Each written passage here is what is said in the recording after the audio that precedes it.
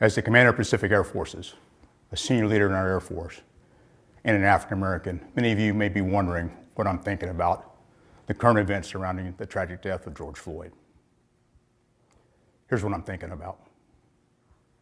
I'm thinking about how full I am with emotion, not just for George Floyd, but the many African Americans that have suffered the same fate as George Floyd. I'm thinking about protests in my country, 'tis of thee, sweet land of liberty, the equality expressed in our Declaration of Independence and the Constitution that I've sworn my adult life to support and defend. I'm thinking about a history of racial issues and my own experiences that didn't always sing of liberty and equality. I'm thinking about living in two worlds, each with their own perspective and views. I'm thinking about my sister and I being the only African Americans in our entire elementary school and trying to fit in.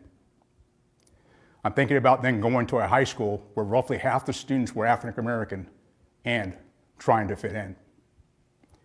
I'm thinking about my Air Force career, where I was often the only African American in my squadron, or as a senior officer, the only African American in the room.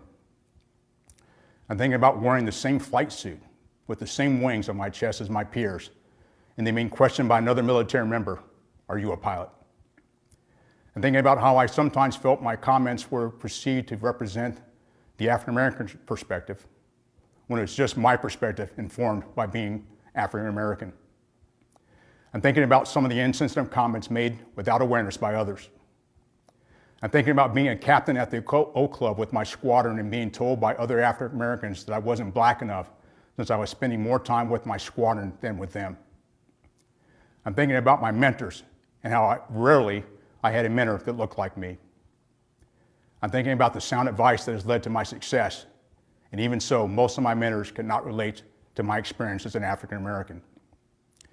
I'm thinking about the pressure I felt to perform error-free, especially for supervisors I perceived had expected less from me as an African American. I'm thinking about having to represent by working twice as hard to prove their expectations and perceptions of African Americans were invalid. I'm thinking about the airmen that have lived through similar experiences and feelings as mine, or who were either consciously or unconsciously unfairly treated. Conversely, I'm thinking about the airmen who don't have a life similar to mine and don't have to navigate through two worlds. I'm thinking about how these airmen view racism, whether they don't see it as a problem since it doesn't happen to them, or whether they're empathetic. I'm thinking about our two sons.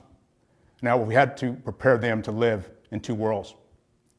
I'm thinking about the frank and emotional conversations my wife and I have had with them just this past week as we discussed the situations that have led to the protests around our country. Finally, I'm thinking about my historic nomination to be the first African American to serve as the Air Force Chief of Staff. I'm thinking about the African Americans that went before me to make this opportunity possible. I'm thinking about the immense expectations that come with this historic nomination, particularly through the lens of current events plaguing our nation. I'm thinking about how I may have fallen short in my career and would like to continue falling short, living up to all those expectations. I'm thinking about how my nomination provides some hope, but it also comes with a heavy burden. I can't fix centuries of racism in our country, nor can I fix decades of discrimination that may have impacted members of our Air Force. I'm thinking about how I can make improvements, personally, professionally, and institutionally, so that all airmen, both today and tomorrow, appreciate the value of diversity and can serve in an environment where they can reach their full potential. I think I don't have all the answers on how to create such an environment, whether here in PACAF or across our Air Force. I'm thinking about, without clear-cut answers, I just want to have the wisdom and knowledge to lead during difficult times like these. I want the wisdom and knowledge to lead, participate in, and listen to necessary conversations on racism, diversity, and inclusion.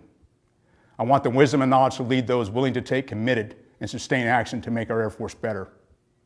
That's what I'm thinking about. I want to know what you're thinking about. I want to hear what you're thinking about and how together we can make a difference.